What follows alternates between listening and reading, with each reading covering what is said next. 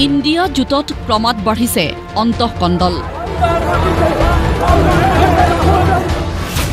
এইবাৰ কংগ্ৰেছ টিএমচিৰ মুকলি সংঘাত।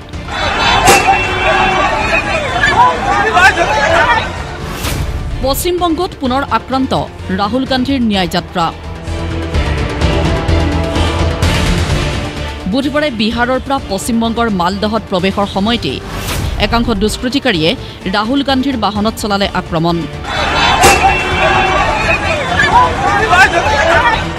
ভাঙিলে কংগ্ৰেছ নেতাজনৰ গাড়ীৰ পিছফালৰ আইনা।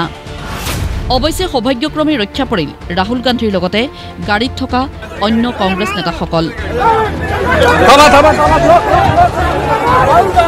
সৃষ্টি হয় হুলস্থুলীয়া পৰিস্থিতি। নিৰাপত্তাৰক্ষীয়ে সুৰক্ষিতভাৱে আঁতৰাই নিয়ে ৰাহুল গান্ধীক। নাম উল্লেখ নকৰিলেও এই ঘটনাৰ বাবে পৰোক্ষভাৱে টিএমচিকে জগৰীয়া কৰে কংগ্ৰেছ সাংসদ অধীৰ রঞ্জন চৌধুরীয়ে।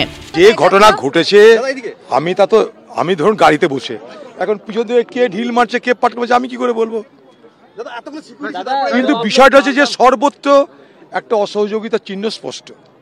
কুচবিহার থেকে শুরু হয়েছে সর্বত্র অসহযোগিতা। রাহুল গান্ধী ভারত জোড়ো যাত্রা যাতে ব্যর্থ হয় তার জন্য চেষ্টা কোনো ত্রুটি নাই।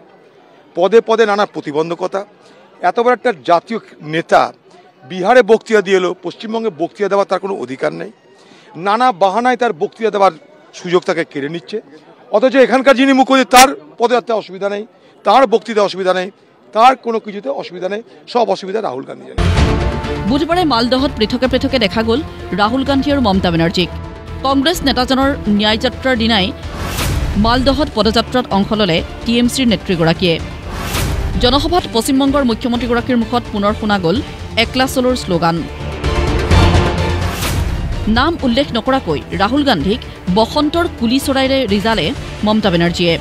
আমি কিন্তু রাজনীতি করার জন্য কম আসি, কিন্তু অনেক দল আছে ইলেকশন আসলেই কোকিলের মতো কুহু কুহু করে ডাক দিতে শুরু করে, দেবার বেলায় নেই আর তৃণমূলের বিরুদ্ধে অপপ্রচার করার জন্য আছে। আমি তাদের ধিক্কার জানাই এবং বিজেপির সাথে আমাদের যে লড়াই চলবে আমরা একাই লড়ব। উল্লেখ্য যে বুধবাৰে মালদহত ৰাহুল গান্ধীৰ জনসভাৰ অনুমতি নিদিলে স্থানীয় প্ৰশাসনে। নিউজ ডেস্ক, প্ৰতিদিন টাইম।